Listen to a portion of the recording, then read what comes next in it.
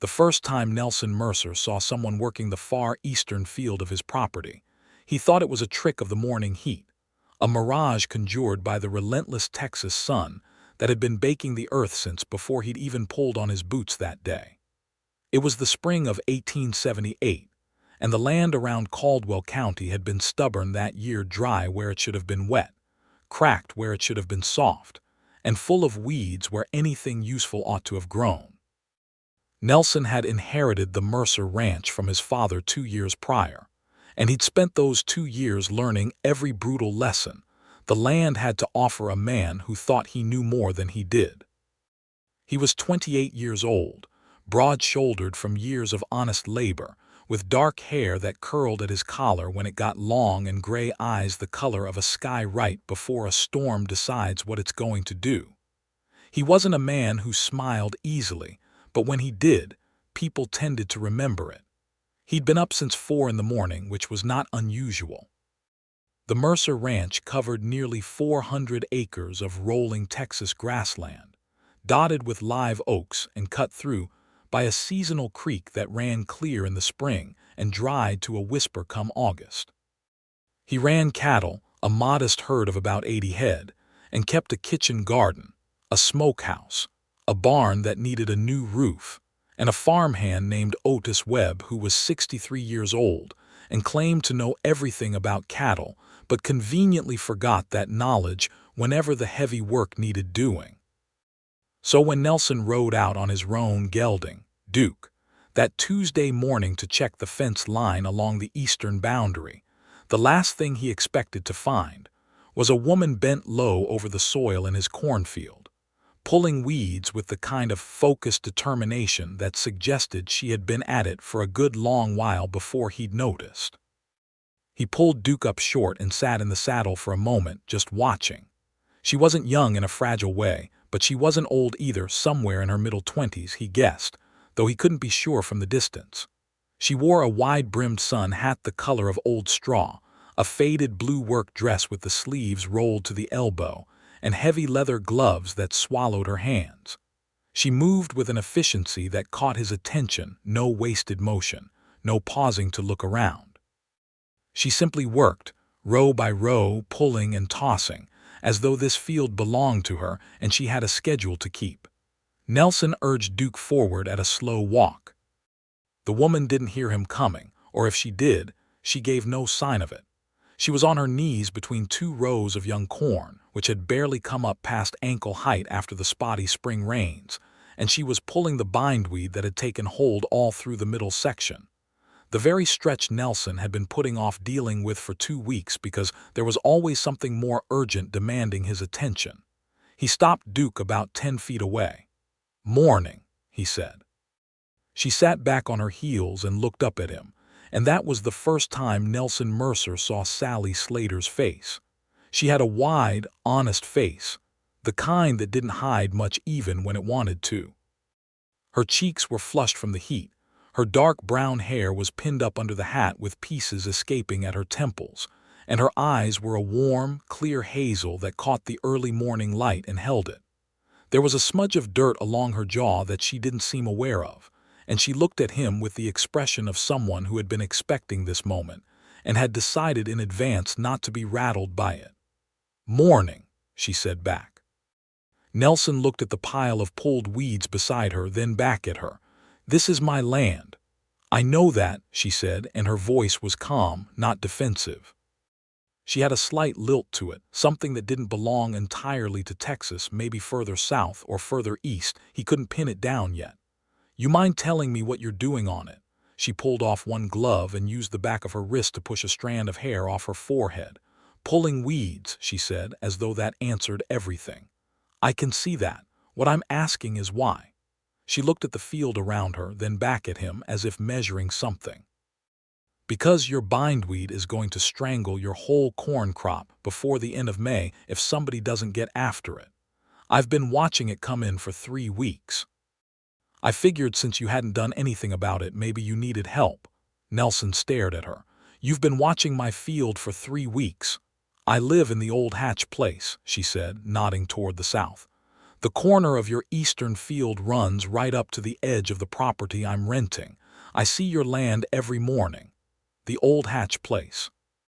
Nelson knew it, a small, two-room wooden house on a quarter section that old Frank Hatch had abandoned 2 years ago when his wife died and his sons went north.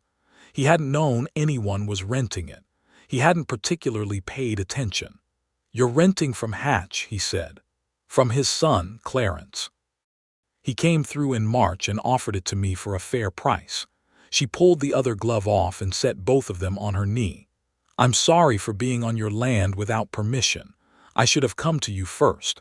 The weeds were bad and I had the time, and it seemed wasteful to let a good cornfield go." There was something in the way she said it that disarmed him. Not guilt exactly, and not apology either, more like the simple honesty of someone who had done what seemed right and was prepared to own it.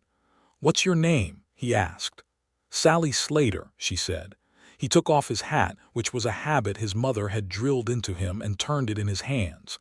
"Nelson Mercer." "I know who you are," she said. "People in town talk. What do they say? That you're hardworking and private, and that you took over this ranch from your father and have been running it alone since." She said it plainly, without gossip in it. "They said you were fair. Did they say anything else?" The corner of her mouth moved, almost a smile, not quite. "They said you didn't talk much." Nelson looked at the field again. The bindweed really was bad. She'd already cleared 2 full rows, and he could see the difference clearly. The corn was already standing straighter where she'd worked, freed from the choking tangle that had been pressing in on it from every side. "How long have you been at this?" he asked. "Since first light," she said. "About 2 hours." He looked at the remaining rows. There were at least 8 more that needed the same attention, and the sun was already climbing toward what was going to be a hot morning. "I'll pay you," he said. It came out gruffer than he intended. She shook her head. "That's not why I did it." "I know it's not. But you're working my land, and that's not something I can accept without something in return." He put his hat back on.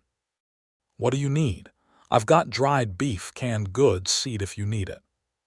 She was quiet for a moment, and he had the impression that she was deciding whether to argue with him further or let it go. "I could use seed," she finally said. "I've got a kitchen garden that needs replanting. The rabbits got the first round of beans." "I've got beans," he said. "And squash if you want it."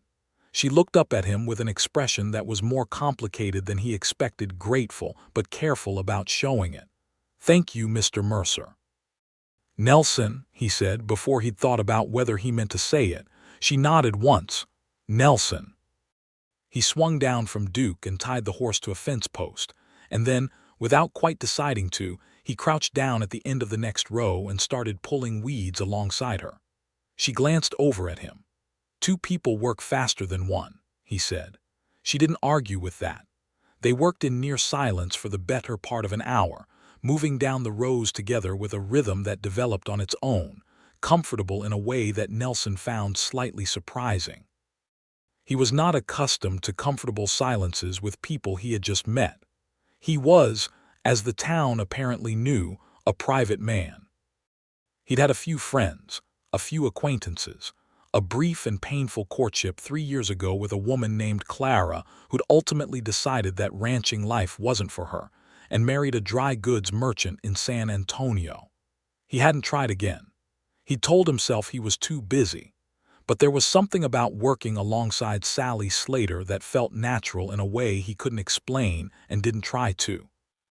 Otis Webb found them like that when he came plodding out to the eastern field around mid-morning to see what was keeping Nelson. He stopped at the edge of the field and looked from Nelson to the woman and back to Nelson with the expression of a man who had just found something he had not expected and was not sure yet whether it was good or bad. "Morning," Otis said cautiously. "Otis, this is Sallie Slater. She's renting the Hatch place. She helped with the bindweed," Nelson said, standing up and stretching his back. Otis looked at the cleared rows and his eyebrows rose. "Well, that's fine work." "Thank you," Sallie said. She'd stood too and was brushing dirt from her dress in a practical, unself-conscious way. "You staying for noon dinner?" Otis asked her because Otis had always believed that feeding people was the most reliable form of social hospitality. Sallie looked at Nelson. Nelson didn't hesitate. "You should stay." She stayed. Otis made a pot of salt pork and beans with cornbread, which was a meal simple enough to embarrass most people who offered it to a guest, but which Sallie ate with apparent genuine appreciation, sitting at the long wooden table in Nelson's kitchen with her hat hanging on the chair back behind her, and her dark hair making a soft, unruly halo around her face. Nelson learned over that meal that Sallie Slater was 26 years old, that she'd come to Texas from Georgia, following a brother who'd moved west 2 years before her and settled in a town 3 counties over. That the brother, his name was Horace, had offered her a room in his house, but she'd preferred her independence and taken the Hatch place instead. That she'd grown up on a farm and knew crops the way some people knew music, intuitively in her bones. That she'd been married once, briefly, to a man who had died of a fever in the winter of 1875, and that she didn't speak of it in a way that asked for sympathy, just as a fact of her life that explained some of the aloneness she carried without making a show of it. Nelson didn't offer much in return, but she didn't press him.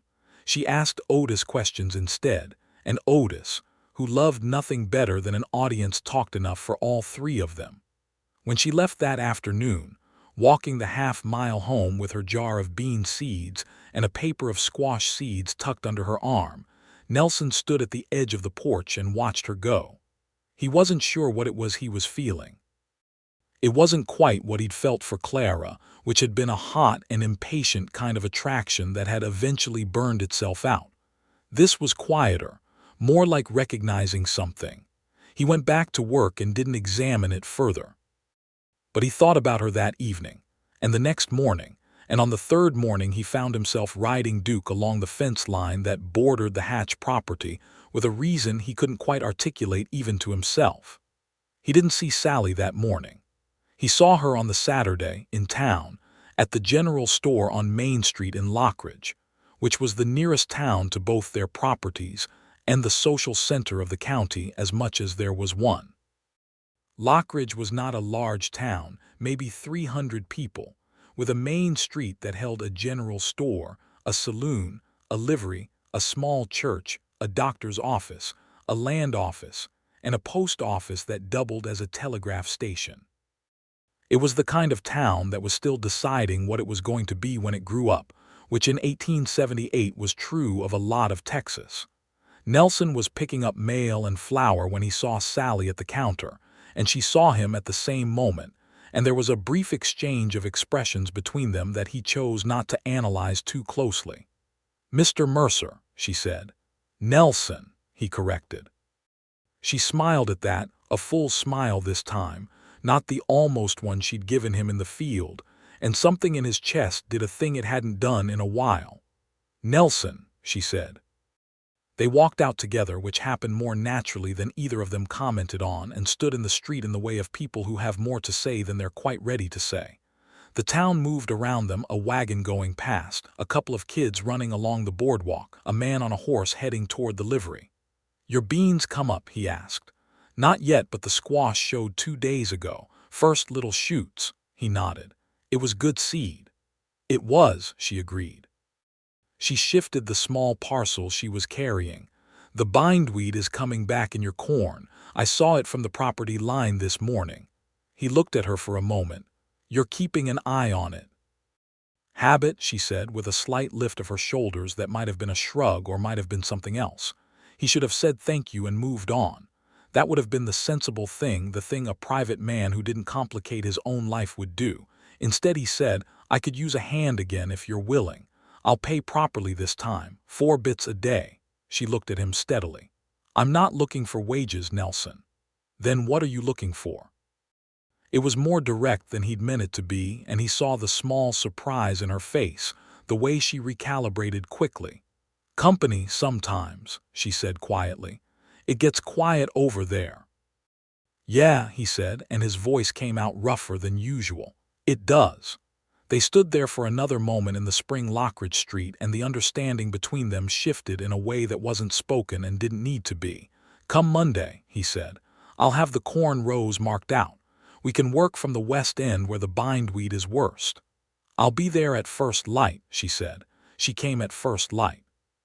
She came Monday and Tuesday and Thursday that week, and the week after she came 4 days out of 5, and by the 3rd week of May, Sallie Slater's presence on the Mercer ranch had settled into a rhythm that felt as natural as the rising of the sun. She worked. Lord, how she worked! Nelson had never met a person, man or woman, who worked with the same combination of intelligence and endurance that Sallie brought to any task she set her hands to. She didn't just pull weeds. She observed the soil, noted where it was compacted, suggested where it needed turning. She looked at the kitchen garden behind the house, which Nelson had let go largely fallow because cooking elaborate meals felt like too much trouble for a man alone, and began reviving it with a methodical care that was quietly miraculous. She planted more beans and tomatoes, and a row of sweet corn separate from the field corn. She brought herb cuttings from her own garden and tucked them in the southern edge of the kitchen plot where they'd get the most afternoon sun. She knew which plants needed more water and which needed less, which soil needed lime and which didn't, and she shared this knowledge in a matter-of-fact way that never made Nelson feel ignorant even when it showed him how much he didn't know. In return, Nelson showed her his land, walked her along the creek bed to point out where the best fishing was, took her up to the northern rise where you could see the whole ranch laid out below like a painted picture, explained the way the cattle moved with the seasons, showed her how to read the grass for signs of overgrazing. He didn't usually talk this much. He noticed that he was talking this much. He didn't stop. Otis watched all of this with undisguised pleasure, and the occasional knowing look that Nelson pretended not to see. On the last Friday of May, a thunderstorm came through in the afternoon, a big rolling Texas storm that turned the sky green before it turned it black and came down in sheets so heavy you couldn't see 10 feet in front of your face. Sallie had been at the ranch since morning, and by the time the clouds built up with serious intent, Nelson looked at the sky and looked at her and said simply, "You're not walking home in that." She looked at the sky too, and didn't argue. They ended up sitting on the covered porch watching the storm come in, side by side in the 2 wooden chairs that faced west, with tin cups of coffee that Otis had made before wisely retreating inside with a book and a lamp. The wind came first, bending the live oaks in long, slow arcs, and then the rain came like a wall, and the thunder arrived overhead with the kind of authority that reminded you how small everything you'd built really was. Nelson watched the lightning out over the grassland, counting seconds between flash and crack. "I love storms," Sallie said, almost to herself. He looked over at her. Her face was turned toward the rain, her expression open and something like joyful, which surprised him because she was generally a person who held her feelings close. The lamp inside was throwing a warm light through the window that caught the edge of her profile and made something in Nelson go still and attentive. "Most people don't," he said. "Most people didn't grow up on a Georgia farm where a good storm meant the crops got saved," she said. "I learned to love them young. My mama used to bring us all out to the porch when a storm came in, said it was the best show on earth and free of charge."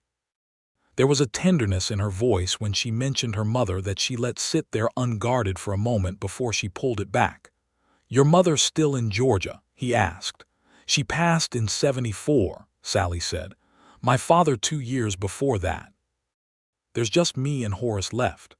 "I'm sorry," Nelson said, and meant it. "It's been a while now," she said. "You learn to carry it differently after a while. It doesn't weigh less, but you get stronger, I think." She looked at him. "Your parents?" "Father died in '76. That's when I took over the ranch. Mother's in Austin with my sister. They come out twice a year." He paused. "It's been quiet since the handover." She looked at him for a moment with those clear hazel eyes, and he had the distinct sensation that she was seeing more of him than he'd intended to show. "Quiet can become a habit," she said gently. "Yeah," he said. "It can." The rain came harder, and they sat with it, not talking, and Nelson was aware of every inch of the distance between them. maybe 2 feet of wooden porch, and how simultaneously comfortable and unbearable it felt. She stayed until the storm passed, and he walked her home in the dripping aftermath, the grass wet and sparkling under the evening sky, the creek audible from far away running loud and full with the new water. They walked with a lantern between them that he carried, and the light it threw made a small, warm world of the path between his ranch and her rented house. At her door, she turned and looked at him, and he had the clear and somewhat frightening feeling that this was a moment that was going to matter. "Thank you," she said, "for the shelter." "It's your shelter, too, while you're on my land," he said, which was not what he'd planned to say but which, once said, hung in the air between them with a weight that felt significant. She looked at him for just a beat longer than necessary, and then she said good night and went inside, and he walked home in the dark with the lantern and the sound of the creek, and the sensation that something had shifted decisively in a direction he was no longer sure he wanted to reverse. June arrived with its full heat, and the Mercer Ranch came alive in the way that only a well-tended piece of Texas land could, the corn shooting up with the combination of May rains and patient cultivation, the kitchen garden bursting with color, the pastures green enough to fat up the cattle nicely. Nelson's neighbors, the Garretson family to the north and old Pieter Vandermeer to the west, noticed the change in the ranch from the road and commented on it, and Nelson found himself saying, somewhat defensively at first and then with growing ease, that he'd had some help this spring. Sallie helped in ways that went beyond the practical. She brought energy to the ranch that it hadn't had, a kind of careful, attentive energy that made you want to live up to it. Otis, who had been growing increasingly comfortable with his own limitations, found himself doing more than he'd done in months. Nelson, who had sometimes let the smaller tasks slide in favor of the larger ones, found himself keeping up with everything because he didn't want to let anything go to seed while she was watching. On a warm Thursday in early June, Sallie found him in the barn attempting to fix a harness that had been broken since February, struggling with a leatherworking tool he didn't quite know how to use properly, and she sat down on a hay bale across from him and said, "Here, let me show you." "You know leather working," he said, not hiding his surprise. "My father made harnesses," she said, "and shoes, and anything else that needed making." She took the tool from him with a matter-of-fact ease and demonstrated the technique, the angle of the awl, the way the thread needed to be waxed before threading, the tension required to make the stitch hold. She talked while she worked, her hands moving with the same efficient confidence they always moved with, and Nelson watched her more than he watched the work. She caught him watching and raised an eyebrow. "Sorry," he said, "I was paying attention." "You were not paying attention to the harness," she said, but her voice had something in it that was not quite a reprimand. "No," he agreed, "I was not." The silence that followed that admission was different from their usual comfortable silences. It had an edge to it, a warm, charged edge that neither of them addressed directly, but which both of them felt. She finished the harness, walked him through the repair so he understood it, and handed it back. Their fingers touched in the exchange, briefly and without drama, and they both went very still for a moment before he took the harness and she stood up and said she should check on the tomatoes. He watched her go. In the evening, sitting on the porch alone with the stars coming out over Texas in their extravagant summer abundance, Nelson Mercer had an honest conversation with himself about what was happening. He was not a man who lied to himself, and he'd been doing a fairly impressive impression of someone who didn't know what he was feeling for the better part of 6 weeks, and that was probably long enough. He was falling for her. It was as plain and as serious as that. He was falling for Sallie Slater in the kind of slow, solid way that didn't feel like falling at all. It felt more like arriving. Like something he hadn't known he was moving toward until he got close enough to see it clearly. The question was what to do about it. He wasn't sure she felt the same. There were moments, the touch of her fingers, the way she'd let her guard down during the storm, the particular quality of attention she gave him when they talked that suggested she might.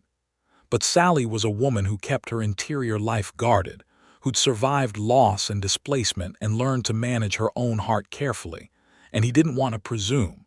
He decided to say nothing for now, to let things continue as they were, to pay attention, to be certain. It was a sensible plan, and it lasted exactly 2 weeks. The trouble came from an unexpected direction, as trouble in Caldwell County usually did.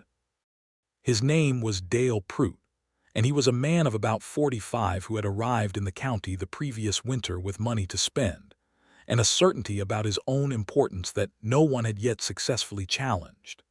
He'd bought up 3 parcels of land south of Lockridge, was running a moderately sized cattle operation, and had a habit of treating the smaller landowners and renters around him with a possessive condescension that stopped just short of actionable wrongdoing.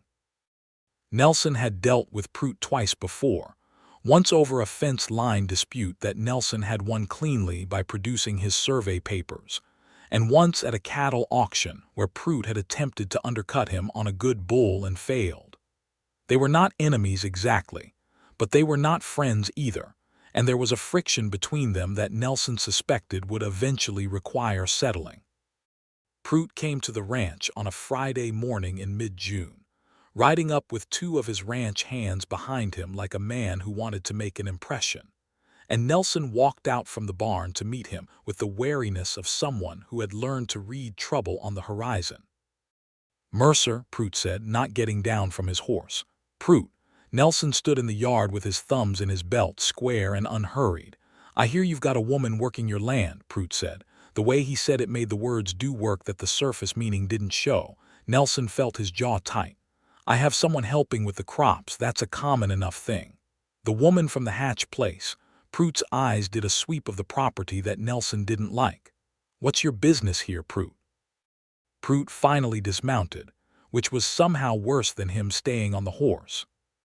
He was a big man, florid-faced, with the kind of authority that came from having more money than most people around him. "I had a conversation with Clarence Hatch last week," he said, "about that quarter section." Nelson went still. "About the rental, about the purchase," Prout said. "Hatch is looking to sell. I made him an offer." Nelson understood what this meant immediately and completely. If Prout bought the Hatch property, Sallie would lose her rental. She'd have to find somewhere else to live, which in this county meant either moving to town, moving in with her brother 3 counties over, or leaving the area entirely. Prout would know this. Prout's satisfaction in delivering this news was barely hidden. "That's between you and Hatch," Nelson said carefully. "Just thought you'd want to know, being as how your helper lives there." The pause before helper was deliberate and ugly, and Nelson felt a spike of anger that he kept off his face by effort of will. "My workers and neighbors are none of your concern, Prout." Prout smiled, which didn't improve his face. "Just being neighborly, Mercer." He turned back to his horse. "Give my regards to your neighbor."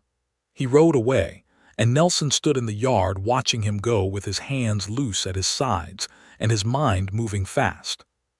He found Sallie that afternoon in the kitchen garden and told her directly. He was not a man who softened bad news into uselessness, and she was not a woman who wanted it softened. She listened with her hands going still in the tomato vines, and her face went through several things that she mostly managed to keep composed. "I see," she said. "I don't know if Hatch has accepted the offer yet," Nelson said, "or if Prout is exaggerating his position. He's the type." "He might be," she said, but her voice had the flatness of someone processing something real. "Sallie." He stepped closer, and she turned to look at him with those clear eyes that had something fragile behind them right now that she was working hard to conceal. "I'll find out what's actually happening. Hatch's son Clarence is at least a reasonable man. If there's a price, maybe." "You don't need to buy a property on my account," she said, and there was a stiffness in it that he recognized as pride, careful and old. "I'm not saying that. I'm saying let me find out the facts before we decide anything." She looked at him for a long moment. "Why does it matter to you where I live?" It was a direct question, and she was asking it directly, and he owed her a direct answer. "Because you matter to me," he said. It came out plainly and without adornment, the way the truest things usually did, and he watched her face change when it landed something softening that she hadn't let soften in a long time. She said nothing for a moment. The afternoon light was coming through the garden in long golden bars between the bean poles, and a mockingbird was going mad in the live oak at the edge of the yard. And somewhere in the distance, a cow was making her feelings known about something. "You don't know me very well yet, Nelson," she said finally, and her voice was careful and honest at once. "I know you well enough to know I want to know you better," he said. "And that's more than enough for right now." She looked at the tomato vine her hands were still resting on. "I've been on my own a long time. I know. I've learned to manage without needing people. I know that too." She looked at him, and there was the faintest trembling at the corner of her mouth that might have been the beginning of something vulnerable and real. "I'm not easy," she said, which might have meant any number of things. "Neither am I," he said. "I've been told I don't talk enough." That got her a short, surprised sound of laughter that she immediately pressed her lips together to contain, and the effort of containing it made her eyes bright and warm. "Who told you that?" "You did. The first morning we met, you said the town said so." "The town said it," she corrected, but she was almost smiling. "Then we're well matched," he said. "Two people who don't talk enough." She looked at him with that complicated expression he was learning to read, the one that had layers to it, warmth and caution and something that might have been hope if she let herself. "Go find out about the Hatch property," she said. "Then we'll talk more." He went the next morning to Lockridge and sent a telegraph to Clarence Hatch. The reply came back 2 days later. Hatch had received Pruitt's offer but had not yet accepted. The asking price was $250. He was giving it another 2 weeks before deciding. Nelson had $250. He'd been saving it toward a new barn roof, which the old one could wait on a little longer if it had to. He rode out to see Sallie the morning he got the telegram and found her hanging washing on a line behind the Hatch house, her sleeves rolled up and her hair loose because it was already hot and she was at home. She turned when she heard Duke's hooves on the dry ground and shaded her eyes with one hand. He told her about the telegram. She listened. $250 is a lot of money," she said. "I have it," he said. "Nelson," she started. "Before you tell me not to, let me be clear about something." He got down from Duke because this was not a conversation to have from horseback, and he stood a few feet from her in the morning heat with his hat in his hand because old habits died hard. "I'm not buying that property as a charitable act. I'm buying it because I want to know that you're not going anywhere, because I have spent the last 6 weeks figuring out that this ranch is better with you in it. Better in every way I know how to measure. And I don't know yet exactly what that means for us, or what you want it to mean, but I know I need more time to find out, and you can't find that out if you're 3 counties over." She stood with a damp shirt half in her hands and looked at him with an expression that he couldn't read for a full, excruciating moment. Then she said, "I don't want to be a charity case, Nelson." "You're not," he said. "You're my neighbor, possibly something more than that if you're willing. But even just as a neighbor, I'd rather have you as a neighbor than Pruitt getting another foothold in this county." She almost smiled at that. "That's a very practical reason." "I have practical reasons," he said. "I have other reasons too, but I'm going to let us get to those other reasons at whatever pace you need." She looked at the shirt in her hands for a moment, smoothing it with her fingers. "You're a stubborn man," she said. "Yes," he agreed. "And a good one," she said more quietly. He sent the money to Clarence Hatch the following Monday by way of the land office in Lockridge, and the deed to the quarter section came back 3 weeks later with Nelson Mercer's name on it. He showed it to Sallie and told her the rent was whatever she thought was fair, and she told him not to be absurd, and they ended up agreeing on nothing at all except that she would continue as she was. Pruitt found out about it, of course. Small county, and the land office clerk was not known for his discretion. Nelson was in the saloon one Thursday evening. He went rarely, but Otis had been pressing him to come for a game of cards with some of the other ranchers, when Pruitt came in, and the temperature of the room changed slightly in the way it did when 2 men in a place had an unresolved thing between them. Pruitt made his way to Nelson's table with the confident walk of a man who had decided to make something public. "Heard you bought the Hatch parcel," Pruitt said. Nelson looked up from his cards. That's right. Interesting timing. Pruett's voice was just loud enough to carry to the adjacent tables. Man spends his savings on a quarter section he doesn't need for crops or grazing. I need it, Nelson said flatly. What I need my land for is my own business. Just seems like quite an investment for someone who hasn't known his hired help for very long. The word landed with the ugliness it was designed to carry, and Nelson felt the anger rise in him again, clean and cold this time. He set down his cards. Sallie Slater is a neighbor and a friend, he said, clearly enough for the room to hear it. And she works harder and with more intelligence than most men I've met in this county, including the ones who think they own it. You've got a habit of talking about people in ways that carry more weight than you're putting on the words. I'd suggest you reconsider that habit. The room was quiet. Pruett's face did several things. He was not accustomed to being addressed this way, and Nelson could see him calculating whether to push further or let it go. There was a quality in Nelson's stillness that suggested pushing further would not end comfortably, and Pruitt was, at bottom, a man who calculated risk. He said nothing more, turned and walked to the bar, and the conversation in the room picked back up carefully around what had just happened. Garretson, who was sitting across from Nelson at the table, looked at his cards and said quietly, "Well done," and that was the end of it. Nelson rode home that night under a sky blazing with stars, and what he was feeling was not triumph but something that needed a name he didn't quite have yet. He told Sallie about it the next morning. He hadn't planned to. It was the kind of thing that might embarrass her, or make her feel implicated in something she hadn't asked for, but she had a way of drawing honesty out of him that he'd stopped trying to resist. She listened, and when he was done, she was quiet for a moment. They were sitting at the kitchen table with coffee. She'd taken to coming inside at mid-morning for a cup with him, and Otis had started making extra, and the morning light was making long, bright rectangles on the floorboards. "You didn't have to defend me," she said. "I know I didn't have to," he said. She looked at her cup. "But you did anyway." "Yes." She looked up at him, and there was something unguarded in her face that she wasn't trying to manage or contain. "Why?"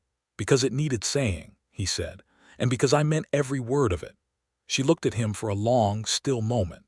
Outside, the mockingbird was at it again in the live oak, its song extravagant and recursive in the summer heat. Somewhere down at the barn, Otis was talking to the horses in the one-sided conversation he conducted with them daily. Sallie reached across the table and put her hand over his, and it was such a simple and deliberate gesture that Nelson felt it all the way through him, warm and certain and real. "Thank you, Nelson," she said. He turned his hand under hers so that they were palm to palm, and neither of them moved for a long moment. That was in early July. By the middle of July, there was no longer a question in either of their minds about what was happening between them, though neither of them had yet said it plainly. They were careful people, both of them, shaped by loss and independence into something that moved toward love carefully, testing each step the way you tested ice on a pond, not because they doubted the feeling, but because they had both been cold before and knew the value of being certain. But love, even the careful kind, has a way of making itself known. They went fishing one Sunday afternoon, Nelson's idea, offered casually, accepted the same way at the deep pool in the creek bend that he'd shown her in the spring. They sat side by side on the grassy bank with their lines in the still brown water, and the afternoon was so quiet and golden that it felt like it had been arranged specifically for this purpose. Sallie caught a catfish that gave her a good fight before she pulled it up, laughing with the effort, genuinely delighted in a way that Nelson had not seen from her before, unself-conscious and bright and entirely present. Her hat had fallen off in the struggle, and her hair was coming down around her shoulders in the afternoon light, and she was holding up the catfish with both hands and grinning at it with such pure satisfaction that Nelson, who had been fishing in that creek all his life, felt like he'd never fully understood the pleasure of it until right now. He was watching her and not hiding it, and she caught him, and the laughter softened into something else. "What?" she said. "Nothing," he said, which was not true at all. She let the fish back into the water. She'd always let them back, she said, because there were things in the world worth catching and then releasing, and sat back on the grass with her legs tucked under her and her face still warm from laughing, and looked at him. Nelson, she said, with the directness that he'd come to understand was how she approached anything important. What are we doing? He set his fishing pole in the grass and turned to face her properly. I think you know what we're doing, he said. I think I do too, she said. I just wanted to hear you say it.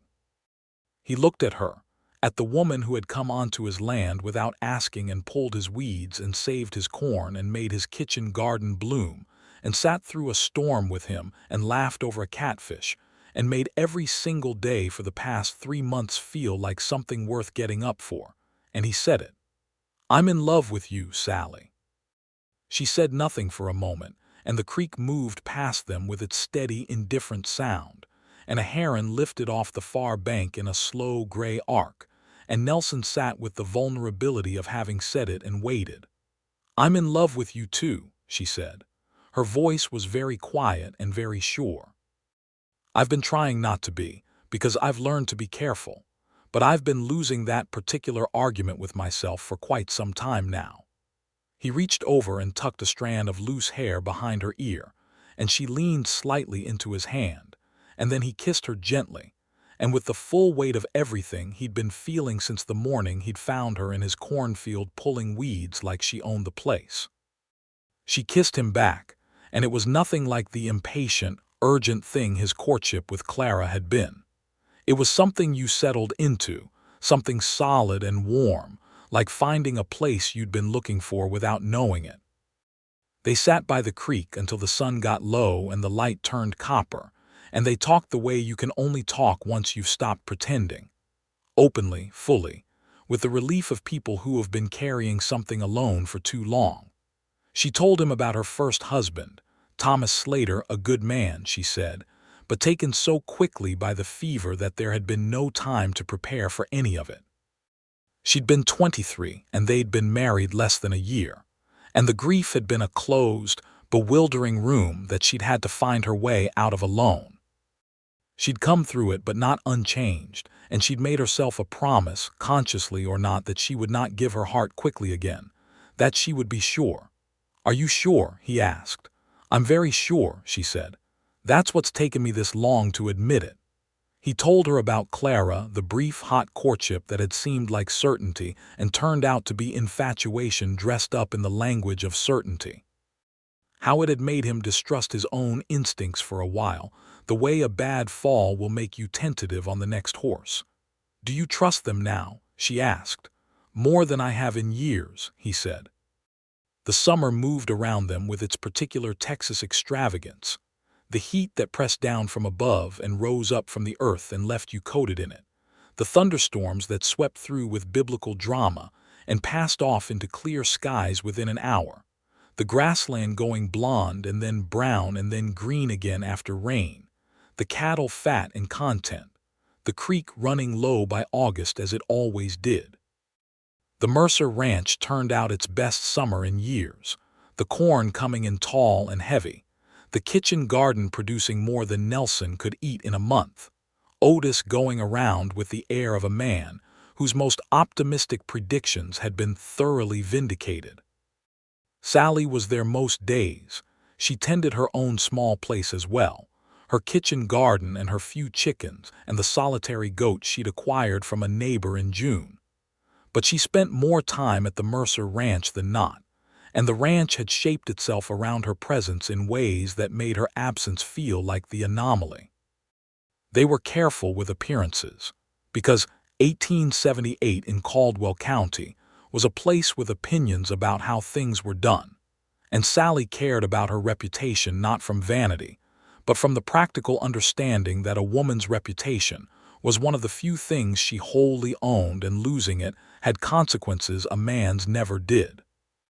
But within those bounds, they were easy with each other, walking close, talking for hours, sharing meals around the long kitchen table with Otis serving as an enthusiastic and unsubtle audience.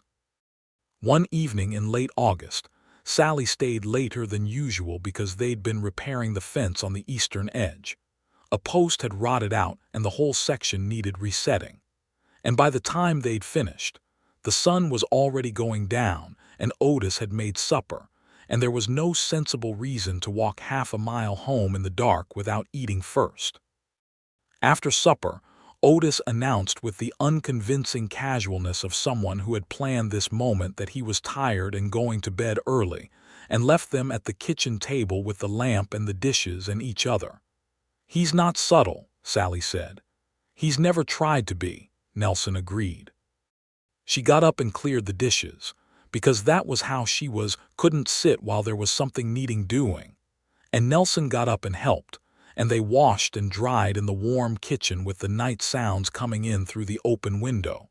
And when they were done, she turned around and he was standing close, having moved to put a dish away, and neither of them stepped back. "I've been thinking," Nelson said. "About what?" "About the fact that you walk half a mile home every evening and I watch you go every evening, and every evening I think about how I'd rather he started again. I've been thinking about whether you'd consider staying." She looked up at him. "Staying." "Permanently," he said, and his voice was even, but there was a vulnerability in his eyes that she recognized because she felt it too. "I'm not asking you casually, Sallie. I'm asking you properly. I want to marry you." She was still for a moment that felt very long. "Nelson Mercer," she said slowly. "Sallie Slater," he said back. "You know what you're asking." "I know exactly what I'm asking. I've known what I was going to ask for quite some time. I just wanted to be sure you'd already know the answer before I asked." She looked at him with eyes that were bright and warm and a little wet at the corners. "And did you think you knew?" "I hoped I knew," he said honestly. "I was pretty sure." She reached up and put her hand on his jaw, which was the most tender thing she'd ever done to him, and he went very still, the way he always went still when she touched him. "Yes," she said, "you already knew." They were married in September, at the small church in Lockridge, with Otis Webb standing up for Nelson and Horace Slater, who came 3 counties over specifically for the occasion, and turned out to be a large, good-natured man with his sister's same direct gaze, standing up for Sallie. The church was small and the congregation was the county, practically speaking.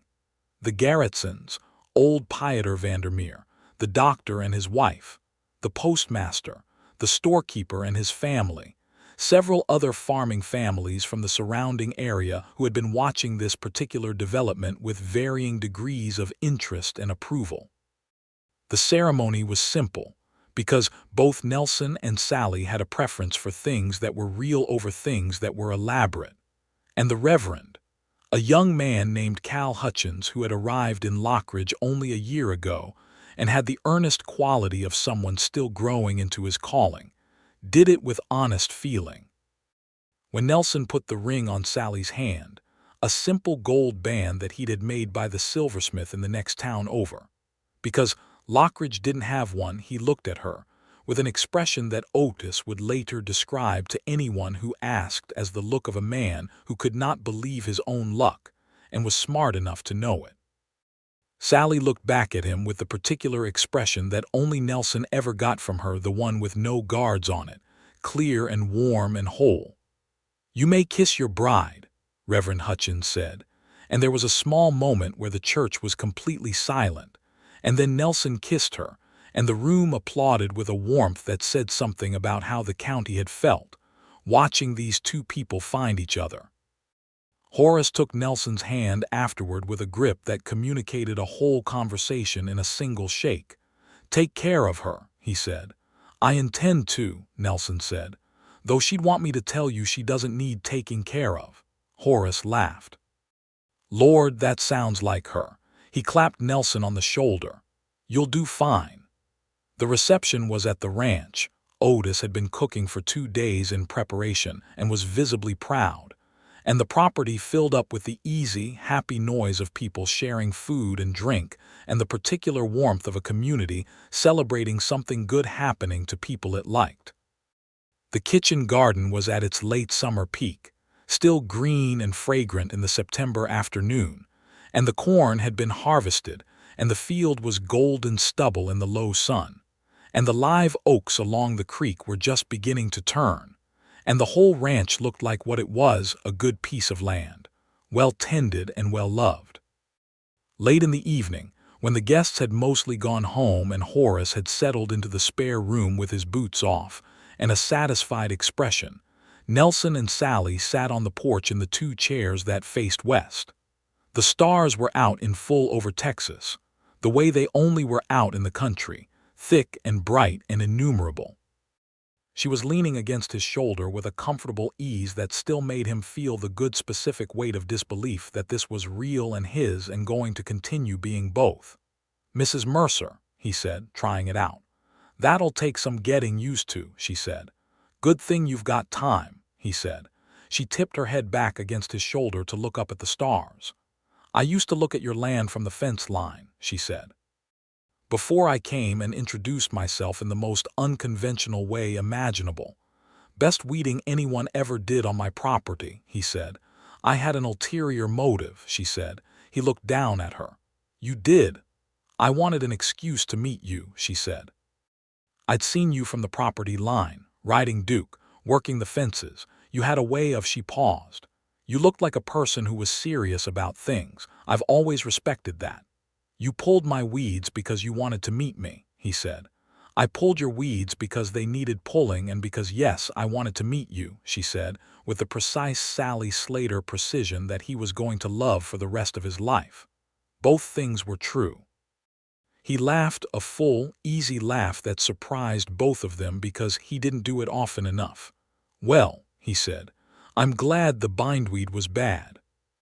She laughed too, and it was the sound he'd been collecting since that first morning in the field, the sound he intended to spend a significant number of years collecting more of.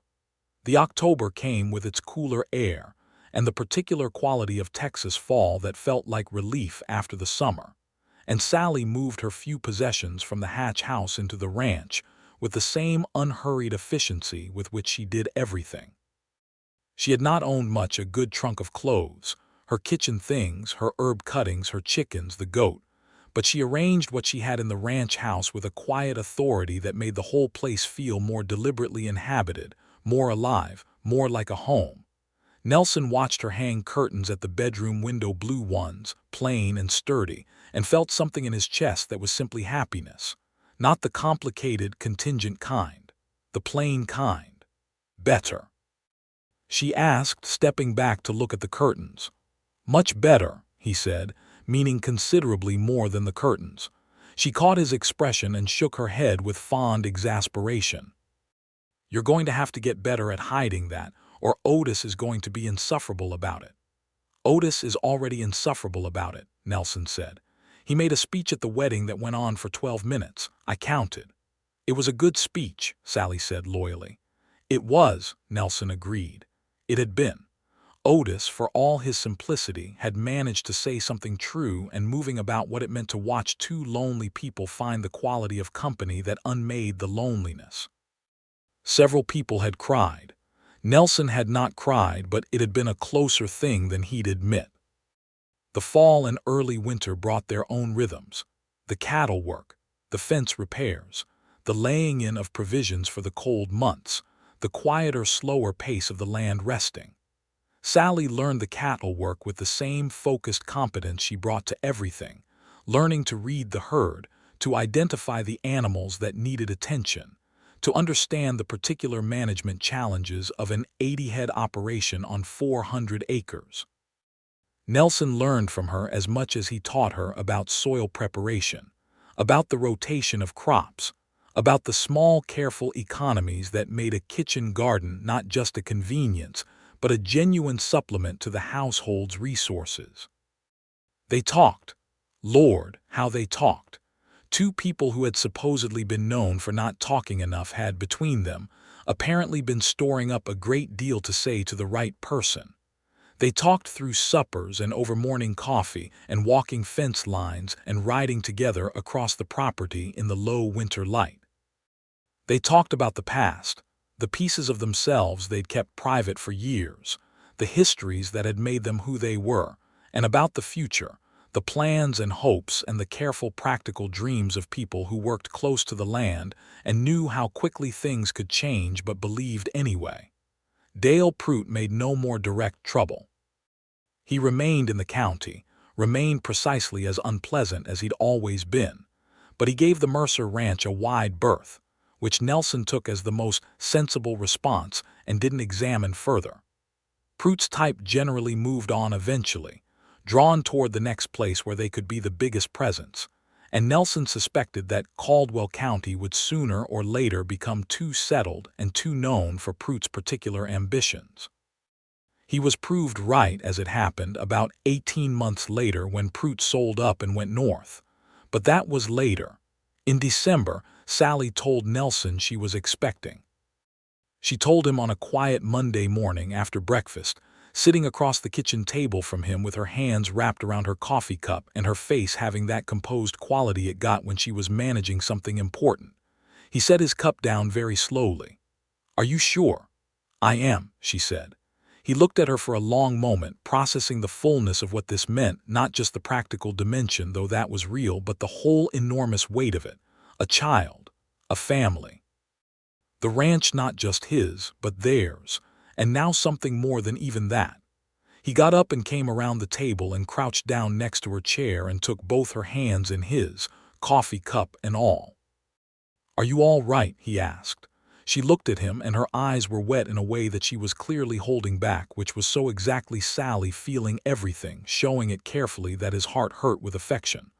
"I'm very all right," she said. "I just wanted to tell you." "Thank you for telling me," he said, which was not adequate to the moment but was what he had. She laughed at that, a wet, slightly unsteady laugh. "That's what you say." "I have more to say," he said. "But it mostly amounts to the fact that I'm the luckiest man in this county, and I intend to spend the rest of my life demonstrating that I understand that." She looked at him with everything she felt plainly visible on her face, the guard fully down, and she leaned her forehead against his. "I used to think I was done," she said quietly. "With the hoping part, I thought I'd made peace with having only myself." "I know," he said. "I hadn't," she said. "I know that too," he said. "I'm glad you hadn't." She pressed his hands. "Me too." Otis, when told later that day, sat down on the nearest available surface and said nothing for a solid 30 seconds and then said, "Well, thank God," with such evident relief that both Nelson and Sallie burst out laughing. "Were you worried?" Nelson said. "I've been worried since before you knew what you were feeling," Otis said. "I've been watching two people circle each other for the better part of last spring and thinking, Lord above, one of you say something." "You could have said something," Nelson pointed out. "That's not my place," Otis said, with a dignity that suggested he was extremely aware it was somewhat ironic. "But this is good news. This is very good news." He looked at Sallie with an expression of genuine affection. "You've done this ranch more good than 20 good seasons." Sallie looked touched, which she hid by busying herself with the dishes. The winter of 1878 into 1879 was cold but not brutal, which was fortunate. Sallie was well through the early months of the pregnancy. She was not the kind of woman who complained, though Nelson watched her for signs of difficulty with a vigilance that she found simultaneously touching and slightly suffocating. "I've been managing myself for years," she told him, not unkindly, when she caught him for the third time that week hovering with unnecessary concern while she did something entirely manageable. "I know you have," he said. "I'm not doubting that. He searched for the right words. I'm new to this. Give me some room to figure out how to do it without being too much." She looked at him for a moment, then said, "All right, fair." And she picked up what she'd been carrying and carried it, and he let her, and that was the balance they found. She visited the doctor in Lockridge, a man named Dr. Peter Adler, who had been practicing medicine in the county for 15 years, and had the calm, unflappable manner of someone who had seen everything worth seeing. And Dr. Adler confirmed the due date as August of 1879, which was as fine a time as any to be born in Texas, being just past the worst of the summer heat. Horace came for Christmas, and the ranch was full of the good noise of family, Horace filling the rooms with his easy, generous laugh, Sallie cooking things. She'd grown up with that Nelson had never tasted before, and that made him understand something more about who she was and where she'd come from. Nelson's mother and sister came as well, arriving by stage from Austin with enough baggage to suggest they planned to stay a month, and with the bright, particular attention of women who had wondered about the woman their Nelson had married and were now forming their opinions with a thoroughness that was equal parts affectionate and exacting. His mother's name was Virginia Mercer, and she was a woman of 60 with silver hair and the same gray eyes as her son, and she and Sallie looked at each other on the first afternoon with the mutual, careful assessment of women who respected each other's intelligence. By the second day, they were talking in the kitchen like people who had found a common language. By the third day, Virginia was teaching Sallie her recipe for peach preserves, and Sallie was teaching Virginia her method for drying herbs, and Nelson's sister, who was named Caroline and was 24 and had the family talent for directness, said to Nelson while they were out by the fence checking on the cattle, "I like her very much." "I know," Nelson said. "She's right for you," Caroline said, with the authority of a younger sibling who has always felt entitled to assess these things. "I know that too," he said. "Are you happy?" she asked. He looked out over the winter gold grassland of his property at the live oaks and the creek in the house where the kitchen light was on and his wife was talking to his mother in the warm, and he said, "More than I've ever been." "Good," Caroline said. "You deserved it. You've been somewhat grim for the last several years." "Thank you for that," he said. She laughed. "I mean it kindly. You look different now, softer, like someone took the weight off." He considered this. "Yeah," he said, "that's about right." The winter visitors left, and the ranch settled into the particular deep quiet of a January that was just cold enough to slow everything down, and Nelson and Sallie had their first sustained period of being truly alone together. Just the two of them and Otis, who spent most evenings in his small room off the barn reading and respecting their privacy. And what they found was that the quiet was not the quiet of loneliness or of two people running out of things to say, but the quiet of people who were comfortable enough in each other's presence to let silence be part of the conversation. In January, on a night when the temperature dropped below freezing and the stars were so clear and close they looked painted on, they lay awake in the dark after the lamp was out and talked for hours about everything and nothing. About what they would plant in the spring, about the names they were considering for the baby, about whether Nelson's mother had genuinely liked the herb drying method or was being polite, about the stars and the sound the wind made in the live oaks and the way the creek sounded different in winter.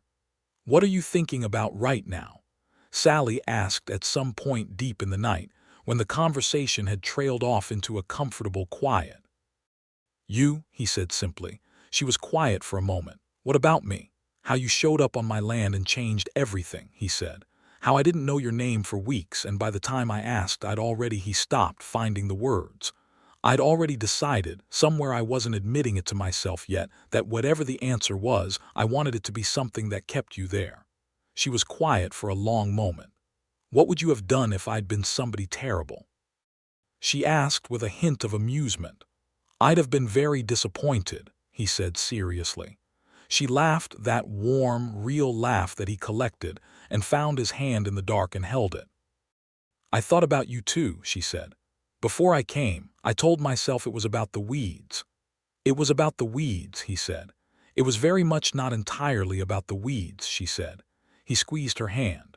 Outside, the wind moved through the live oaks with a low sound, and the fire in the bedroom hearth crackled and shifted, and the Texas night was full and cold and close around the house, and inside it was warm.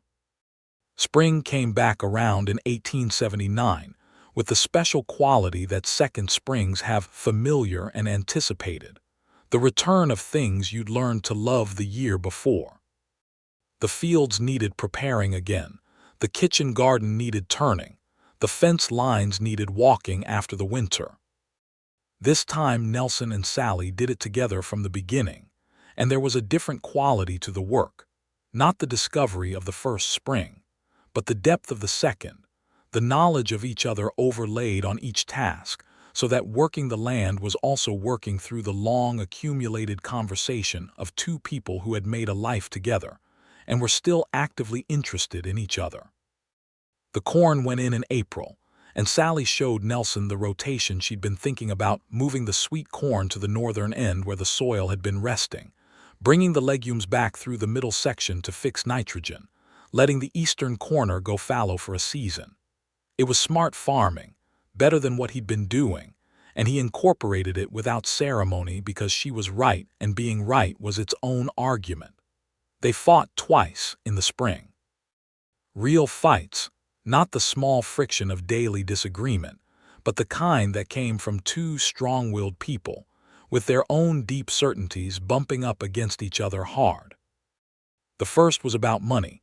Nelson had committed to selling a significant portion of the herd to a buyer down in San Antonio at a price that Sallie thought was too low, and they went back and forth about it with increasing heat until Nelson said something about it being his decision, which was technically true and was the wrong thing to say. The silence that followed that statement was specific and cold. "Your decision," Sallie said, with a calm that was somehow worse than anger. "That's not," he stopped. Looked at her. "I said that wrong." "You did," she said.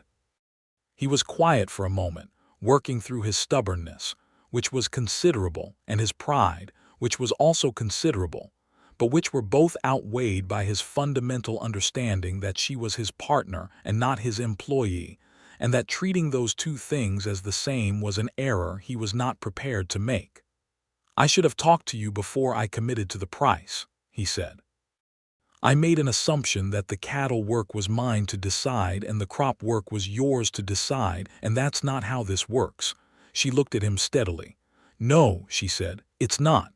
"You're right about the price," he said. "I'll go back to the buyer."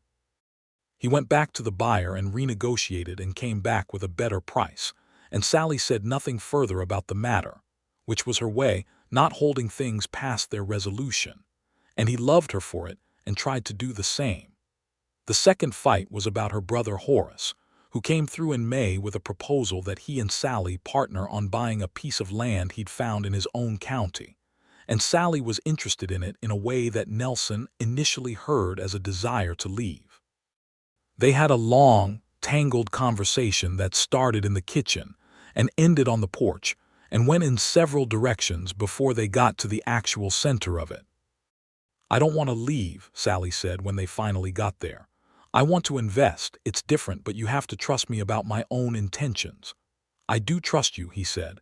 "Then why did the first thing you say sound like you thought I was looking for a reason to go?" He was honest. "Because Clara went," he said.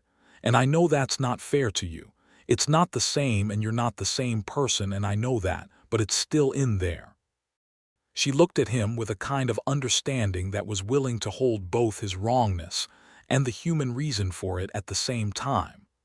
"I'm not going anywhere," she said, with a quietness that was more certain than any declaration would have been. "This is my home, Nelson. These are my fields as much as yours. I'm here."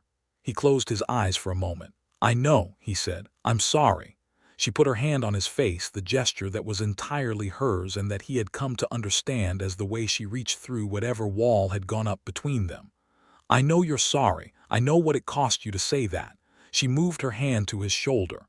"We're going to have arguments. That's just people. But we have to be able to get to the actual center of them." "You're better at that than I am," he said. "Then I'll help you learn," she said, plainly and without condescension, and that was the end of the fight. She and Horace didn't buy the land in the end. The title turned out to be in dispute, and Horace decided against the risk, which was sensible.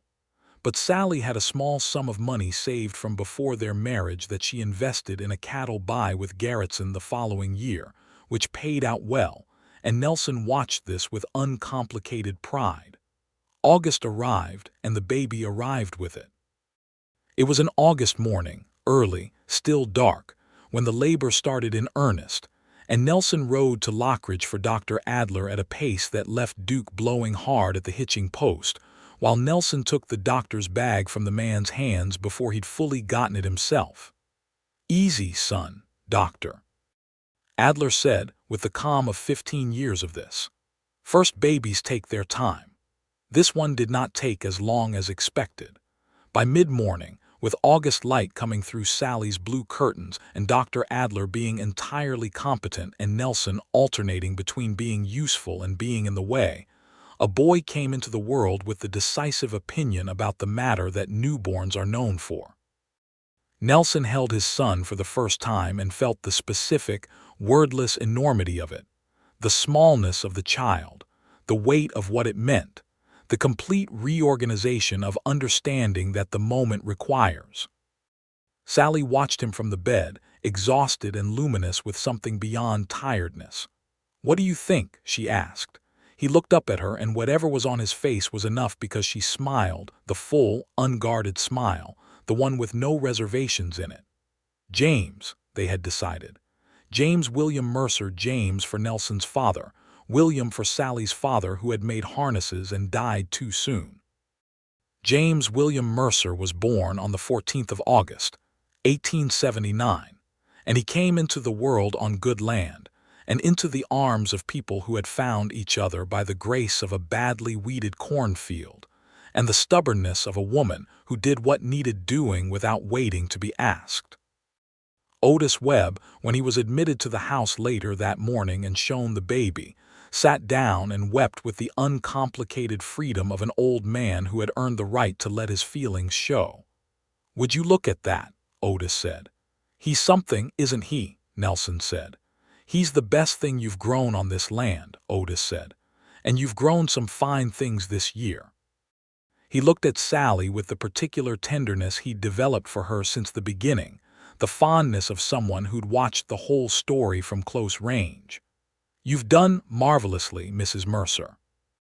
"Thank you, Otis," Sally said, from the bed where she was lying back against the pillows with James in the crook of her arm, her hair loose around her shoulders and her eyes tired and warm. The ranch had been good that year. The corn came in strong. The cattle were fat going into fall. The kitchen garden had produced more than they could eat, and they'd put up jars and jars of preserved things that lined the shelf in the cellar with their bright colors against the dark shelves, tomatoes and beans and peaches, and the urban-fused vinegars that Sally had learned from a neighbor and made her own way. The fence lines were all sound. The barn had its new roof, finally, paid for from the summer's cattle sale. Even the old roan Duke had a good coat going into the cooler weather, fat and pleased with himself. James grew the way the season around him grew, quickly, with apparent ease, taking the light. He had his mother's eyes and his father's stubbornness, and from the earliest weeks he had the quality of someone who was paying close attention to everything, which Sally said was unsettling in a newborn and Nelson said was entirely appropriate in a Mercer. The fall of 1879 was a good one. The Garretson family came for supper in October, and the Vandermeer family for supper in November, and in both cases the warmth and the fullness of the ranch house, the smell of food cooking, the baby asleep in the back room, the lamplit table full of people was so different from the solitary ranch Nelson had been running 2 years ago that he sometimes caught himself sitting back from the table and looking at it all with a kind of grateful wonder that he hoped didn't show too much on his face. It showed anyway. Sally always caught it and caught him catching it, and looked at him with the expression he loved most on her, the complete one, the one that said she saw all of it and chose it all. The winter was mild, and James was a sound sleeper, and the long evenings were the kind that become the architecture of a life firelight, the smell of coffee, the sound of the wind outside, the particular piece of a house that has been made into a home by people who meant it. In the spring of 1880, Sally planted the cornfield again, and Nelson worked alongside her from the first day. And the bindweed was not as bad this year because they'd been ahead of it since the fall, and the kitchen garden was bigger than the year before, and the new section of fence on the western boundary that Nelson had been putting off since before he could remember was finally put in. And James discovered the ability to pull himself upright by holding onto things, and looked at the world from this new altitude with an expression of profound satisfaction. Horace came for the spring planting and stayed 3 weeks, and helped with the heavy work, and played with his nephew with the enthusiasm of a man who had decided that being an uncle was among the best things available to him. And when he left, he shook Nelson's hand with the same grip as the first time, the one that communicated a whole conversation. But this time what it communicated was different. Satisfaction. Recognition. The acknowledgement of a man who had handed his sister's future to someone and found the trust justified. "You've done well by her," Horace said. "She's done well by me," Nelson said. "More than I can account for." Horace smiled. "Yeah, she would." He glanced back at the house, where through the kitchen window they could see Sallie at the table with James on her knee, and a letter she was writing laid flat on the table, the lamplight making her look like something someone had painted with care. She always did have a talent for making things better than she found them. "She does," Nelson agreed, and looked at the house with the simple directness of a man who knew exactly where his life was. The following 2 years settled into the rhythm of good, full, working years. The kind that are not dramatic but that are the substance of what a life is made of. The second pregnancy came in the spring of 1881, and the second child was a girl, born in December of that year, and they named her Clara, not for Nelson's former courtship, though Sallie knew that history and showed it by not making it an issue, but for the clarity of the winter day she arrived on, cold and bright and clean. Clara Mercer had her father's dark hair and her mother's directness, and an opinionated quality from birth that Otis found particularly entertaining. James, who was 2 when his sister arrived, greeted her with the ambivalence of a firstborn who has had very clear feelings about being the most important small person in the house and is not entirely ready to revise that position. He came around within a week, which suggested flexibility. By 1882, the Mercer Ranch had grown 2 additional parcels of land purchased carefully when the opportunity arose. The herd expanded to 130 head. A second farmhand hired to help Otis, who was 67 now, and doing less of the heavy work but proving indispensable in the areas of practical wisdom, animal intuition, and the kind of stubborn persistence that kept the daily work moving on the days when everyone else was tired. Sallie's kitchen garden had grown into something that could legitimately be called a kitchen farm, an acre of organized, productive cultivation that supplied the household, supplemented the income modestly through sales at the Lockridge market on Saturdays, and had developed a reputation in the county such that Garretson's wife and 3 other neighboring women came to Sallie periodically to ask about planting and soil, and the management of the small things that made large differences. She was not a woman who made much of this. She shared what she knew without ceremony, because knowledge that sat still was just knowledge, and knowledge that moved through people did something with itself. Nelson watched her at the Saturday market one fall. She'd set up a small table with the last of the season's jarred goods and some late vegetables, and a bunch of dried herbs tied with plain string. And she was talking to Garretson's wife with her characteristic directness and warmth, gesturing at the herbs and explaining something, and James was sitting on the wagon wheel beside her playing with a piece of rope, and the whole picture was so exactly right that Nelson felt it in his chest like a physical thing. She caught him looking from across the street and raised an eyebrow in that way she had, the slight one, the amused one, and he lifted his hat to her with entirely deliberate exaggeration, and she shook her head and went back to her conversation, but he could see the smile she was keeping off her face. He bought her coffee from the small hotel dining room, which was the nearest thing Lockridge had to a restaurant, and brought it across the street, and she accepted it without breaking her conversation with Garretson's wife, and their hands met on the cup with the carelessness of people who have been reaching for the same things for years and have stopped tracking the gesture because it has become as natural as breathing. In the winter of 1882, James got sick, a fever that came on fast and ran high for 5 days, and sent both Nelson and Sallie into a controlled, careful terror that they managed by being practical, and by taking turns sitting with him, and by trusting Doctor. Adler's instructions completely. The fever broke on the 6th day, and James sat up in bed and said he was hungry, and Nelson, who was sitting beside the bed with his elbows on his knees and dark circles under his eyes from days of shortened sleep, looked at his son with such evident relief that James looked slightly alarmed by it. "Are you all right, Papa?" James asked. "Better now," Nelson said. Sallie came in from the kitchen with a bowl of broth and looked at her son bright-eyed and pale and present in himself again, and sat on the bed beside him and held him with the controlled fierceness of a mother who has been keeping the fear at arm's length for days and can finally let herself feel the relief of it. She didn't cry where he could see it, because James would have found that distressing, but Nelson, who was watching her back from the doorway, saw her shoulders move once and then still.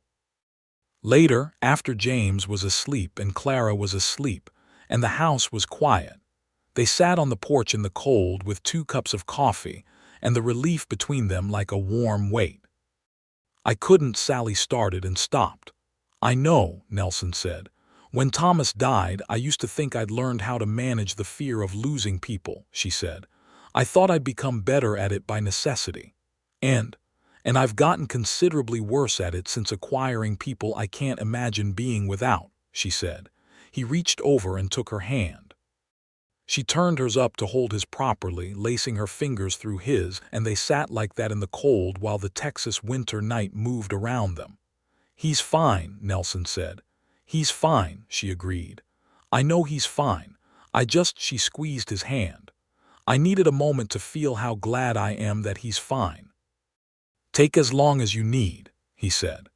They sat there until the coffee was cold, and then went inside to the warm house and their sleeping children, and the long, wide quiet of a good life held carefully between 2 people who understood what they had.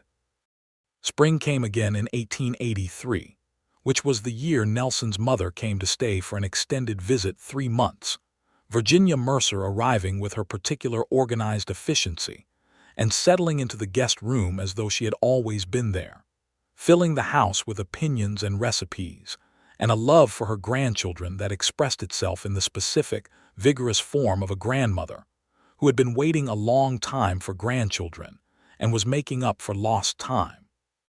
She and Sallie had completed, over the years, what had begun in that first December visit, a relationship that was genuine and occasionally combative and fundamentally respectful, 2 women who valued the same things in each other and did not need it to be softer than it was. One afternoon, Virginia found Nelson in the barn oiling the saddles, and she sat down on the tack trunk and looked at him with the directness that was apparently a family trait. "That wife of yours," Virginia said. "What about her?" Nelson said. "Is exactly what you needed," his mother said. "I didn't know what that looked like before she showed up, now I do." He went on oiling the saddle. "I know," he said. "I wanted to say it out loud," his mother said. "Your father would have loved her." Nelson was quiet for a moment. His father had been a good man, a quiet, hard-working, principled man who had built this ranch with his hands and his stubborn patience and who had died before he saw what it was becoming. "Yeah," Nelson said, "he would have. He would have recognized her, I think," Virginia said. "As the right one. He had a gift for that." Nelson set down the saddle cloth. "What made you recognize it?" "The weeding," his mother said simply. "Horace told me the story, that she saw work that needed doing and went and did it without waiting to be invited, and that was enough for me." She looked at her son. "That's not how most people move through the world. That's someone who looks at what's in front of her and responds to the thing itself, not to what's convenient or expected." Nelson looked at his hands. "That's what I want in someone for you," Virginia said. "Not easy, not decorative, someone who sees the thing itself." "She does that," Nelson said. "She always has." By the end of 1883, the Mercer Ranch was a different thing from what it had been, when a young man had ridden out one spring morning on a roan gelding and found a stranger pulling his weeds. It was larger and better managed and more prosperous, and it had become the kind of place that people pointed to when they talked about what could be done with good land and patient work. But more than that, more than the acreage and the cattle numbers and the kitchen farm and the repaired barn and the straight fence lines. It was a place that felt inhabited, specifically and deliberately, by people who had chosen it and each other, and meant both choices with everything they had. James was 4 years old and had the confident bearing of a child who has always been unconditionally loved and knows it. Clara was 2 and had strong opinions about everything. Otis Webb was 68 and still showed up every morning and said things that were always worth hearing. The live oaks along the creek were tall and ancient and unhurried. The grass came back every spring as it always had and always would. And on a warm October afternoon in 1883, Nelson found Sallie standing at the edge of the eastern cornfield, the field that had brought them to each other, looking out over the harvest gold rows with James on her hip and Clara sitting in the dirt at her feet, conducting some private investigation of the soil that Sallie was allowing without comment, because it was clearly important to Clara. He came up beside her, and she leaned against him without looking up, easy and complete. The field stretched out before them in the October light, the corn long harvested and the stalks golden and dry and rattling slightly in the afternoon breeze. It was the same field it had always been, the same soil, the same dimensions, the same eastern fence line where a woman from Georgia had decided one early spring morning that she would climb through and do what needed doing. "I think about that first morning sometimes," she said, as though she'd been reading his mind, which she had a disconcerting habit of doing. "Yeah," he said. "I was terrified," she said. He looked at her. "You didn't look it." "I know I didn't. I was absolutely not going to let you see it." She looked down at Clara, who had found something in the dirt that required her full analytical attention. "I'd been watching your land for weeks and talking myself into and out of coming over, and by the time I did it, I'd worked myself into a state where the only way through was to act like it was completely normal." "It was not completely normal," he said. "No, it wasn't. It was presumptuous and strange, and I told myself it was about the weeds and it was about the weeds, but it was also—" She looked at James, who was watching a hawk circle above the field with the total, absorbed fascination of a 4-year-old. "It was also about not wanting to watch something good go to waste from a distance." He was quiet for a moment. "And did it go to waste?" She turned her head to look up at him, and she was smiling, the full one, the one with all the layers present and no guards up at all. "Not even a little," she said. He put his arm around her shoulder and she settled against him, and James on her hip pointed at the hawk and said something confident and approximate about hawks that was not quite accurate but was delivered with such conviction that neither of them corrected it. Clara stood up from her investigation of the dirt and held both arms up to be carried, which Nelson obliged, swinging her up to his other shoulder so that she looked out over the field from the altitude she'd been demanding. They stood like that for a while, 2 adults and 2 children at the edge of a cornfield, in the October light on a piece of Texas land that they had worked and worried over and loved and argued about and harvested and planned and hoped in and built a whole life inside of, until the afternoon cooled and the light went low and golden, and it was time to go inside. Nelson looked at the field one last time before they walked back toward the house, at the long rows going back into the dimming light, and thought about what it was to know a place so completely that it held your history in its soil.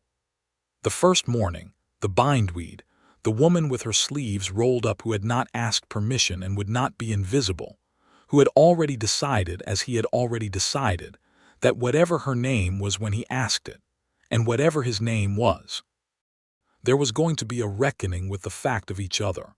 By the time he'd asked her name, he'd already known the answer he wanted. He'd wanted her to stay. She had. And the land around them, patient and indifferent and enormous, had kept right on being what it was: good ground, well tended, giving back what was put into it, while 2 people had done the more complicated and more essential work of tending each other, season by season, honestly and stubbornly, and with the full weight of everything they were.